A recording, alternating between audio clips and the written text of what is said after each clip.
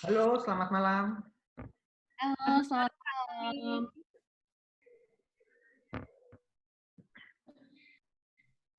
Baik, hari ini Senin jam 7 dibawakan oleh Ibu Dewi Bunga ya. Ya, benar. Dewi Bunga, beliau dari Universitas Hindu Negeri Igusti Griwa Denpasar. Misalnya adalah hukum siber. Kita akan mendengarkan pemaparan ini modelnya talk show, jadi bagi yang ingin bertanya bisa chat ke saya pribadi atau dibuat umum juga boleh. Beliau akan membawakan apa sih di dalam COVID ini terkait media informasi, apakah itu bagian atau hoax atau penertiban kegiatan dalam hal COVID tersebut. Silakan Bu Dewi Bunga, waktunya 5 menit saja ya. Siap. Ya, tolong Ibu Dewi ditampilkan wajahnya. Manakah saya? Oke, Sudah kelihatan? silakan. Baik.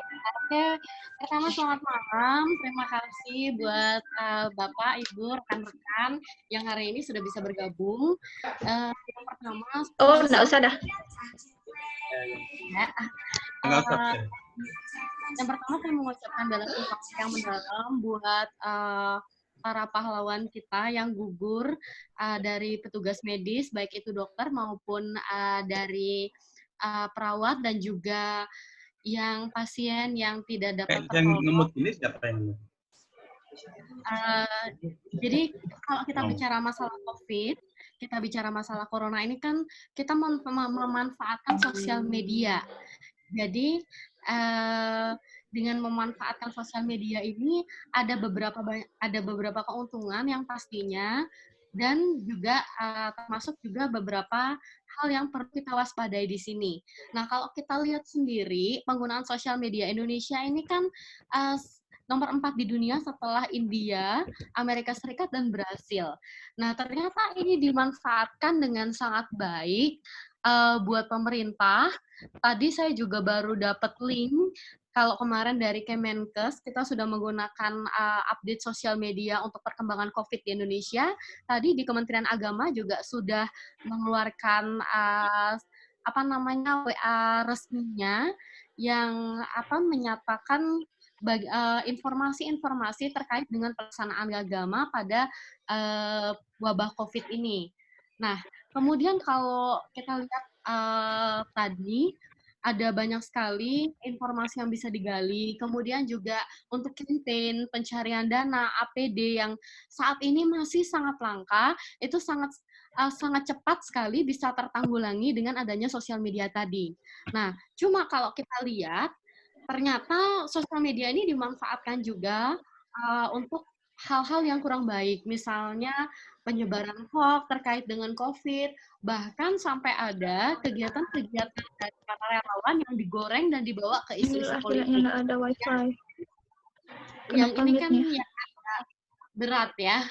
Jadi kalau misalnya sudah bekerja secara optimal, tapi malah dibawa ke isu politik. Padahal sebenarnya dengan bencana seperti ini, kan kita bisa jadi lebih kuat, kita tanggulangi secara bersama-sama. Jadi demikian dulu untuk pengantar dari saya, Pak Tommy.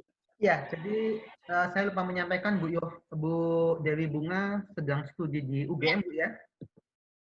Iya, benar. UGM ya. Nah, silakan tadi pengantar terkait COVID.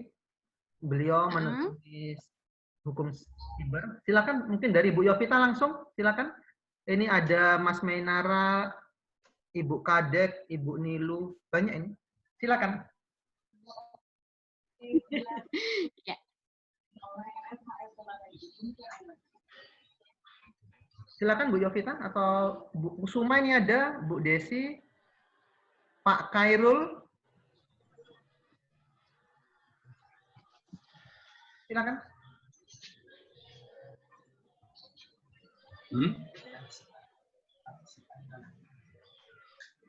Ya, terima kasih. Mungkin baru kali ini saya bergabung ya dengan Mas Tony ini. Dan ini cukup menarik kalau menurut saya apabila bahasan-bahasanya adalah sangat up to date banget. Nah, terkait dengan persoalan-persoalan COVID ini memang satu sisi ini menjadi sebuah konteks wabah internasional. Di satu sisi juga ada problem masyarakat tentang persoalan-persoalan kepanikan. Nah, panik dan wabah ini menjadi problem besar sehingga banyak masyarakat ini over apa ya istilahnya itu over perilaku. Bahkan kasus-kasus jenazah meninggal karena COVID kemudian ditolak oleh warga tanpa ada semacam edukasi yang bagus di masyarakat, maka ini akan menjadi problem besar. Apalagi topiknya ini kita bicara apakah virtual atau viral misalnya. Ini menarik. Saya kira itu, Mas Tommy. Ya, terima kasih Pak Khairul. Silakan langsung Bu Dewi bisa ditanggapi. Ya, baik, terima kasih Bapak. Salam kenal juga. Baru pertama kali kita ketemunya juga lewat Zoom gini ya. Jadi memang benar sekali. Jadi memang edukasi itu yang sangat diperlukan. Bagaimana kita mengenali COVID ini. Artinya bagaimana kita menyaring informasi yang benar. Bagaimana COVID ini menular sehingga nggak ada istilahnya adalah penularan jenazah. Bahkan yang kemarin ada berita juga yang viral di mana jenazah yang sudah yang sudah akan dimakamkan dengan standar kesehatan yang benar itu justru dibuka kembali oleh keluarga dan ternyata setiap pengunjungnya itu yang keluarga yang memandikan jenazah itu demam dan akhirnya kan menjadi tingkatannya menjadi ODP atau PDP. Yang ini yang harus dengan edukasi yang benar sehingga hoax itu berita-berita harus kita saring mana yang hoax dan harus segera dilaporkan. Ini yang benar-benar kita harus jaga bagaimana kita memanfaatkan sosial media dengan baik.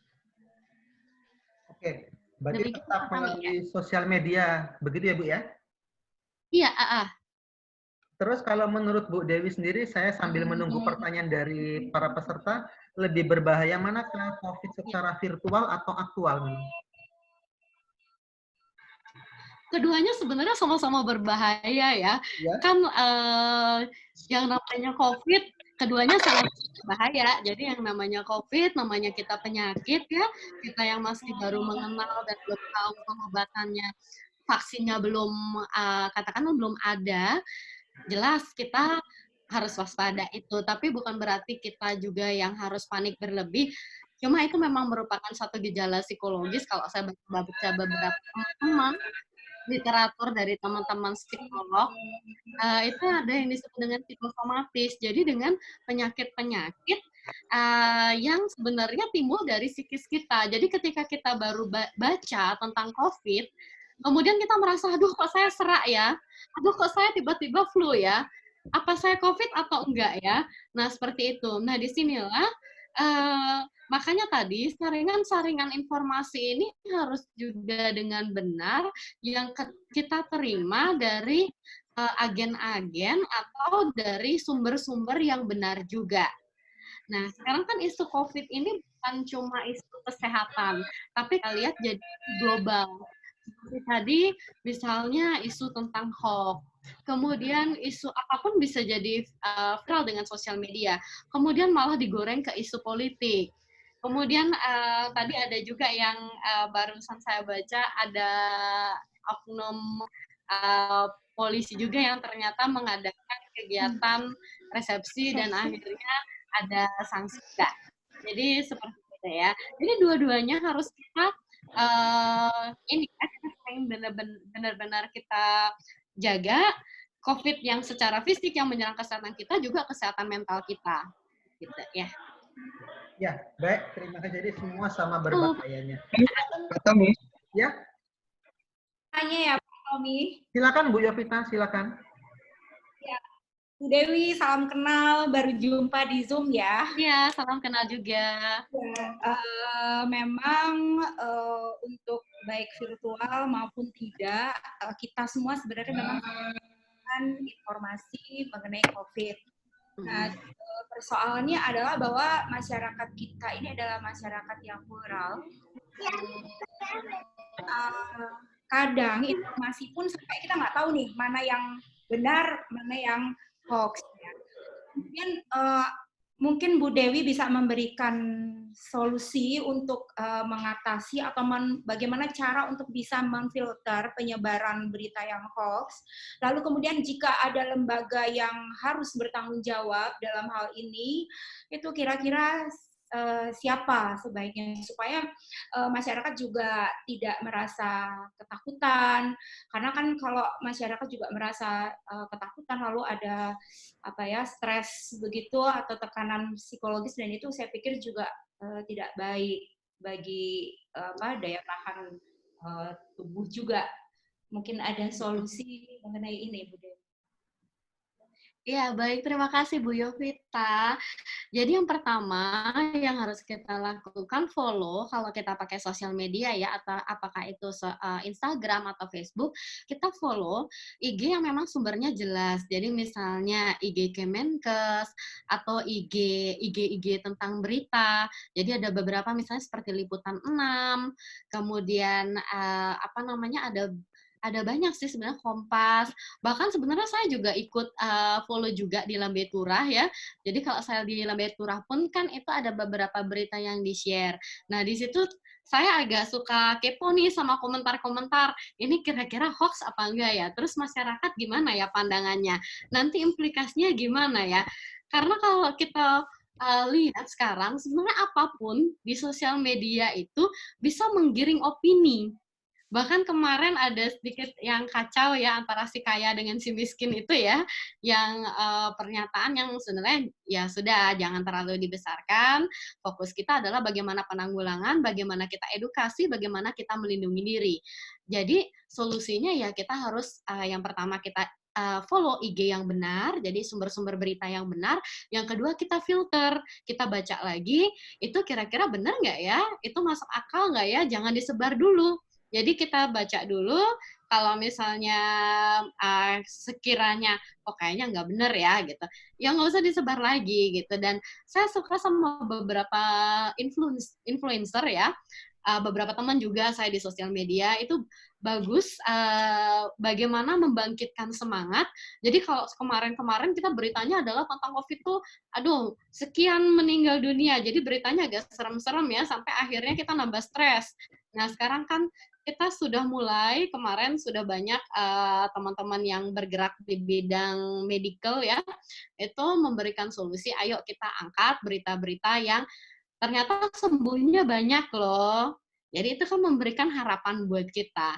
Ternyata kalau di rumah seperti ini loh, ternyata kalau work from home itu juga asik. Jadi ada semangatnya yang kita bangun dari sosial media. Nah, kemarin sempat ngobrol-ngobrol juga sama teman di bidang perbankan. Itu dari beliau itu membangun semangat untuk masyarakat yang kebetulan saya dari Bali, itu banyak hotel yang sekarang sudah ditutup. Jadi posisi yang ditutup atau ditutup terbatas, artinya hanya tamu-tamu yang ter-lockdown, nggak bisa kembali ke negaranya, jadi bandaranya ditutup, maka itu saja tamunya yang ada sekarang di Bali. Nah, sekarang gimana kita menggerakkan ekonomi juga melalui sosial media, bahwa kita pandanglah bahwa pekerjaan itu nggak cuma satu pintu, artinya kalau yang tadi kita bekerja sebagai pegawai hotel, sekarang kita lihat sisi-sisi yang bisa kita ambil, misalnya kebijakan pasar-pasar tradisional yang sudah bisa diakses lewat misalnya pengantaran dengan cara online seperti itu. Yang itu ditingkatkan di sosial media sehingga masyarakat banyak juga yang mengubah pandangan, oh ternyata saya nggak dapat pekerja di sini, ada bidang-bidang usaha lain yang bisa diambil. Seperti misalnya sekarang yang lagi tren kan jamu ya, untuk peningkatan imun tubuh. Nah, itu berita-berita seperti itu yang kalau bisa diangkat terus, jangan terlalu dibawa yang aduh gimana ini ya, kapan ini ya, akhirnya jadi masyarakat panik. Dan akhirnya jadi panic attack, jadi panik buying, dan itu ternyata nggak bagus implikasinya buat kita, gitu. Oke, baik, saya pikir sudah terjawab ya. Halo. Halo Pak. Silakan Pak Firna, silakan. Ya, selamat malam Bu. Kita ketahui bahwa informasi kesehatan berdasarkan walaupun belum diundangkan ada rancangan undang-undang terkait perlindungan data pribadi bahwa informasi kesehatan merupakan informasi yang sifatnya adalah sensitif, kan begitu. Oleh karena itu pemerintah sampai saat ini masih menutup keran untuk memberikan detail rekam medis sampai dengan nama ataupun alamat si pasien yang terkena positif COVID. Hanya saja di beberapa daerah melakukan kebijakan seperti di Jakarta memberikan keterangan sampai dengan track perjalanan si pasien positif tersebut. Yang menjadi pertanyaan begini Bu, seringkali terjadi walaupun pusat menutup informasi itu, narasumber berdasarkan narasumber, lalu si wartawan ataupun pers mengutip secara langsung bahwa keceplosan gitu loh, si narasumber itu menyebutkan bahwa alamatnya sampai detail kelurahannya segala macam, hingga timbullah stigma masyarakat, pengucilan masyarakat terhadap pasien yang positif corona tersebut. Jadi pertanyaannya adalah langkah apa yang sampai saat ini baik pemerintah maupun Kominfo untuk menindaklanjuti hal tersebut. Terima kasih Pak Tommy. Ya, terima kasih Pak Firna. Langsung aja Bu, bagaimana langkahnya yang menurut Ibu Dewi Bunga? Oke, baik. Terima kasih atas pertanyaannya. Jadi kalau kita pilih yang pertama, ya dalam perlindungan data pribadi, medical record atau data kesehatan dari seseorang ini sudah dipastikan merupakan masuk data pribadi yang harus dilindungi. Sehingga siapapun itu, kecuali atas persetujuan pasien sendiri, baru itu bisa dibuka. Nah, sekarang permasalahannya bagaimana dalam keadaan force majeure. Katakanlah wabah ini merupakan satu force majeure. Nah, kembali lagi tadi apa yang disampaikan oleh Bu Yuvita juga ya, bahwa masyarakat Indonesia ini kan majemuk ya. Jadi kita nggak bisa menyatukan pola pikir. Maksudnya yang kemarin pasien 01, 02 itu diumumkan kan artinya supaya kita bisa waspada. Cuma ini yang kita tidak bisa bangun dari masyarakat, bahwa bagaimana jangan sampai ketika data itu dibuka, yang maksudnya adalah memberitahukan kepada masyarakat daerah sekitarnya itu waspada, jangan berkerumun. Ternyata itu dijadikan alasan untuk melakukan cyberbullying. Jadi orang ini diserang seperti 0102, pasien 0102 itu kan juga share kemarin, mereka mengalami bullying termasuk pekerjaan mereka, penyerangan harkat dan martabat mereka. Nah, sekarang itu bagaimana cara mengatasinya? Kalau sementara ini sih, kalau untuk Keminfo sendiri, itu masih mengendalikan yang mana hoax, yang mana tidak. Ini kan kalau kita bisa bilang negara kita gawat ya, artinya dalam posisi yang cukup darurat, sehingga hal-hal seperti ini, nggak semuanya kita bisa selesaikan dengan represif. Tapi kita bisa campaign melalui sosial media, bahwa data pasien itu dikeluarkan, aplikasi-aplikasi. Kalau saya nggak tahu kalau di Surabaya sudah ada, kalau di Bali sudah mulai ada beberapa hari yang lalu. Itu kita bisa lihat track-nya, berapa jumlahnya per desa. Tujuannya adalah bagaimana kita menyadari bahwa sebenarnya ini memang kita harus stay at home. Kalau udah disuruh stay at home, bagi yang sudah di rumah aja, bagi yang bisa untuk di rumah saja, ya di rumah saja. Jangan begitu di rumah aja, tahu-tahu trek-trekan, anak-anak sekolah tahu-tahu pada ngumpul. Nah, ini kan yang salah ya. Jadi kita mulai bangun upaya yang sifatnya edukatif, bagaimana kita membangun pandangan masyarakat bahwa ketika kita diberitahukan tentang alamat pasien, walaupun misalnya andai kata itu tidak details ya, kita belajar waspadanya, bukan membuli atau kita malah berbagai bentuk diskriminasi. Bahkan katanya ada yang sampai di rumahnya diblok, ada yang kemarin itu di polis lain, itu kan sebenarnya nggak benar ya. Karena orang sakit itu bisa siapa saja, mau dia menteri, mau dia mahasiswa atau siapapun itu juga bisa sakit. Jadi stigma seperti itu yang harus kita campaign di masyarakat, gimana kita saling menguatkan dan saling menghargai. Demikian. Oke, baik Bu Dewi, tadi dikatakan memang stigma, terus kemudian siapapun bisa kena. Melanjutkan pertanyaan dari Pak Firna, ya. Menurut Bu Dewi, sekarang kan ada influencer yang dibayar pemerintah, kalau tidak salah ya, 72 miliar, beritanya kalau nggak salah, akhir Februari. Apakah itu bisa menurut Bu Dewi, bisa nggak itu mengurangi penyebaran COVID secara virtual dari para influencer yang dibayar puluhan miliar tersebut? Oke, kemarin saya lihat di IG-nya Dr. Tirta ya, mungkin teman-teman sudah ada yang sering lihat. Jadi beliau sudah sering di TV, kemudian aktif juga di sosial media. Saya juga lihat bahwa yang pertama itu nggak dibayar. Jadi sudah diklarifikasi bahwa influencer itu tidak dibayar. Nah, mereka memang murni untuk campaign bagaimana, kalau Dr. Tirta kan memang dokter ya, jadi bisa campaign untuk cuci tangan, kemudian juga penggalangan dana dan sebagainya. Jadi kalau saya lihat ya, kepedulian influencer itu sangat penting. Sekiranya mereka tidak dibayar, mereka followernya banyak, mereka menyampaikan mereka bisa cari sarana untuk menyampaikan pendapat mereka yang baik, kemudian untuk mempengaruhi kebijakan. Seperti kemarin, ayo karantina wilayah. Jadi kan kemarin belum ada itu karantina wilayah, sekarang sudah mulai bandara per tanggal 2 per tanggal 2 April sudah tidak menerima WNA lagi. Nah, seperti itu kan sudah dengan kekuatan sosial media kita bisa campaign, kita bisa punya kebijakan yang baru yang tentunya lebih baik.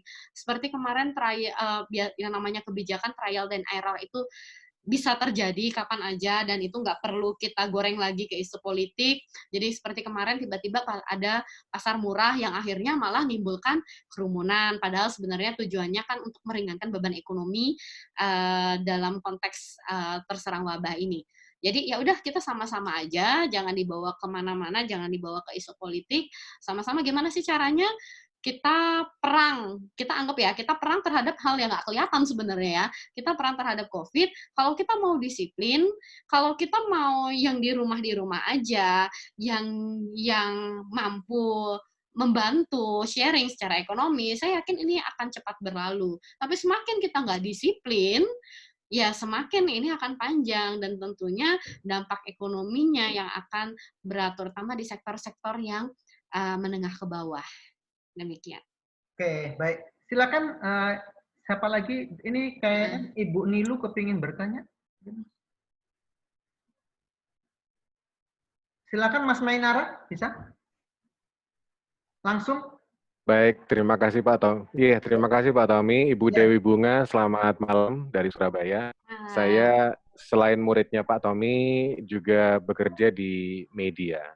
Beberapa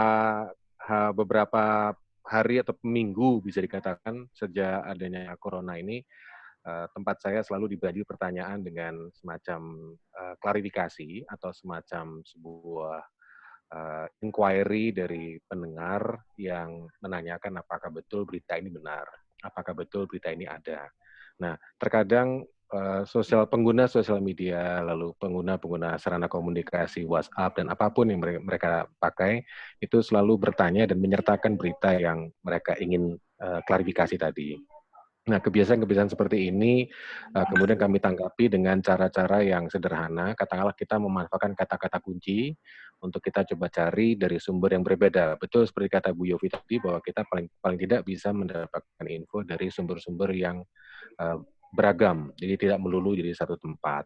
Cuman begini Bu, saya mohon informasi. Bagaimana dari mungkin ke perspektif Ibu Dewi Bunga mengedukasi tataran literasi digital pada publik supaya kita tidak semata-mata hanya melulu menggantungkan info dari dunia digital, tapi kita juga memanfaatkan kanal-kanal lain, ya kalau perlu kanal-kanal konvensional yang lebih bisa dipertanggungjawabkan. Karena saya mengamati di sosial media atau di laman-laman portal itu cepat-cepatan. Jadi siapa yang cepat duluan, soal benar atau tidak benar itu soal nanti. Mohon respon Bu Dewi Bunga. Terima kasih. Ya. Baik, terima kasih Bapak. Ya. Bisa langsung dijawab Pak Tommy? Bisa, langsung Bu, silakan Bu. Oke, baik, terima kasih Bapak. Ya, ini tantangan kita di dunia hukum ya.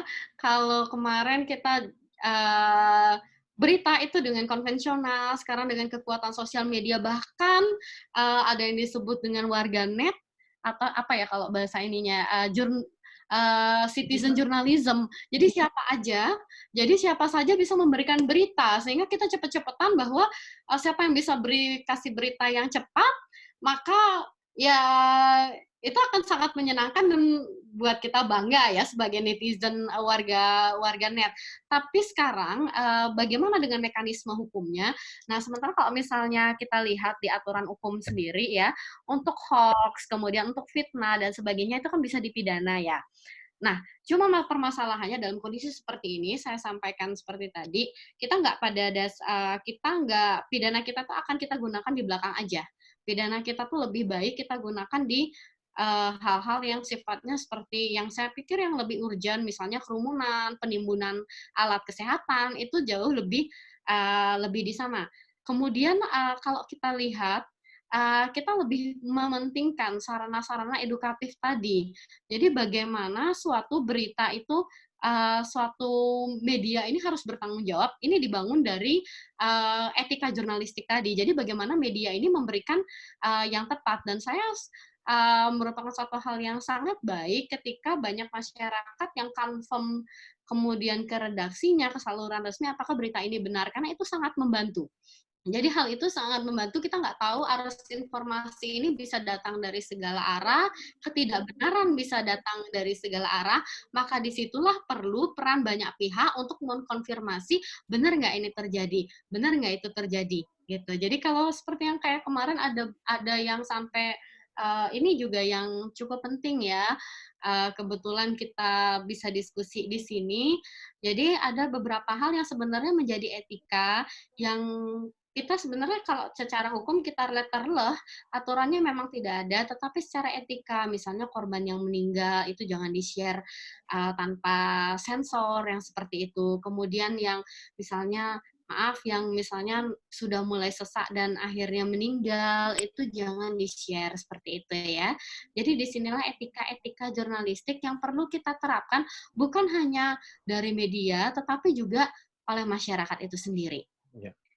Baik, Pak Tommy, juga saya mengundang teman-teman yang lain juga untuk nggak mesti nanya aja, tapi kita saling berbagi informasi. Jadi semua di sini punya pandangan, kemudian juga dari berbagai kalangan yang sekiranya bisa saling urung pendapat di sini. Oke. Baik, silakan satu orang lagi, masih ada waktu sekitar 7 menit ini. Sebelum nanti ada pemberitahuan dari Zoom. Silakan. Ibu Nilu, ada Ibu Nilu, ada Bu Desi. Silakan Bu Desi. Ya, selamat malam semuanya.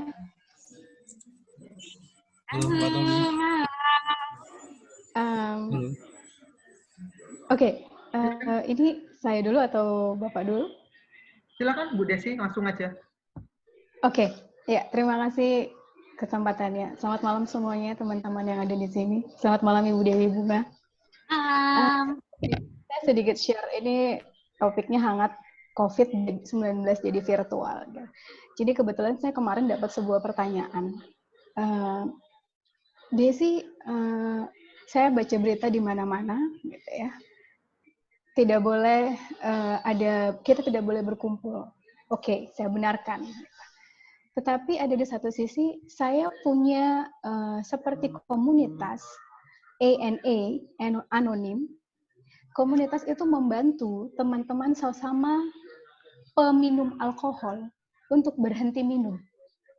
Nah, komunitas itu biasa ada di negara-negara seperti di negara barat. Mereka berkumpul satu grup tidak lebih dari 10 orang untuk berbagi sehingga mereka bisa melepaskan kecanduan mereka terhadap minuman beralkohol. Pertanyaannya adalah, di saat suasana seperti ini, apakah saya tetap bisa melaksanakannya? Saya tidak berkumpul lebih dari 10 orang, karena tidak akan efektif juga ketika meetingnya lebih dari 10 orang. Kemudian, apakah semua berita yang tersebar secara virtual melalui sosial media itu, sampai ada yang dibubarkan dan sebagainya, itu sifat pertemuannya seperti apa? Kemudian, apakah ada sanksinya yang secara tegas diberlakukan atau hanya sifatnya sebuah himbauan? Jadi ini keadaan yang menurut saya dualisme. Di satu sisi perlu untuk menolong mereka dan mereka tetap harus melaksanakan itu karena mereka tidak mungkin melaksanakannya seperti yang kita lakukan virtual seperti ini karena mereka perlu sense of human. Jadi satu sama lain berada di satu ruangan walaupun tidak berdekatan. Di sisi lain, kita tidak bisa melaksanakan itu. Satu, karena banyak berita juga yang tidak benar tentang COVID, yang beredar lebih parah bahkan mungkin daripada COVID-nya sendiri. Jadi mungkin mohon Ibu Dewi Bunga bisa bantu, sehingga teman-teman kita yang ada di posisi itu juga bisa. Terima kasih. Silakan Bu Dewi, ada waktu 3 menit untuk menjawab. Baik, terima kasih Bu Desi. Jadi kalau kita lihat secara himbauan tadi, himbauan edaran yang sudah resmi disampaikan baik itu oleh Presiden, Kementerian, kemudian di pimpinan-pimpinan daerah, larangan berkerumun itu memang ada, tapi kembali lagi dari sisi berkumpul dengan siapa, berapa jumlahnya, dan untuk kepentingan apa. Misalnya contoh kemarin POGI, Asosiasi Dokter Objin Indonesia itu sudah mengeluarkan kalau Anda pasien yang tidak dalam kegawat daruratan dalam klasifikasi A, B, dan C, jangan ke dokter kandungan. Kemudian dokter kulit dan kelamin misalnya juga membuat kalau Anda bukan pasien dalam kategori yang melepuh, bengkak, yang harus mendapatkan pertolongan kegawat daruratan, maka janganlah ke dokter kulit dan kelamin. Sekiranya itu juga bisa dipakai di komunitas yang tadi Ibu sampaikan, bahwa yang pertama kita lihat jumlahnya. Kalau jumlahnya masih 10 dan sekiranya aman, artinya kita juga harus menggunakan protokol kesehatan, misalnya penggunaan masker, kemudian selalu cuci tangan, menggunakan hand sanitizer dengan jarak antar anggota yang sudah diatur 1 meter ya, 1-2 meter itu. Apabila protokol kesehatan itu bisa dipergunakan, bisa diterapkan, maka silahkan dilakukan. Tapi perhatikan juga aspek keamanan dari segi kesehatan. Nah, kemudian ditanya tadi juga, apakah ini hanya sekedar himbauan atau sudah menjadi saturan hukum?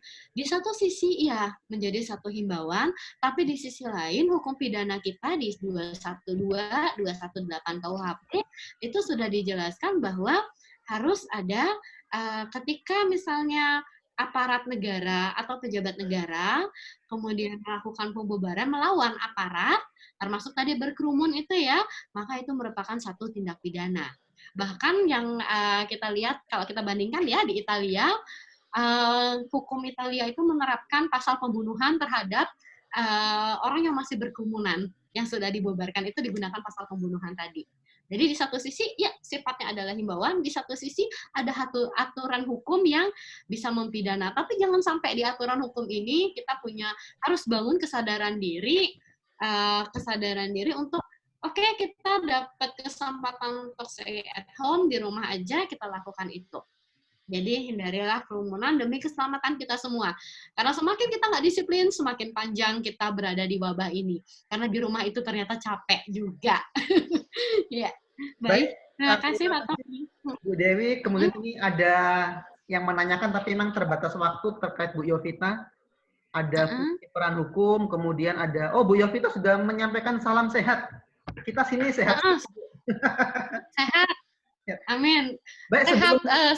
Sebelum selesai, Bu Dewi Bunga, silakan memberikan satu justifikasi kira-kira apa yang harus kita lakukan atau mungkin ada sedikit pesan atau apa begitu, silakan.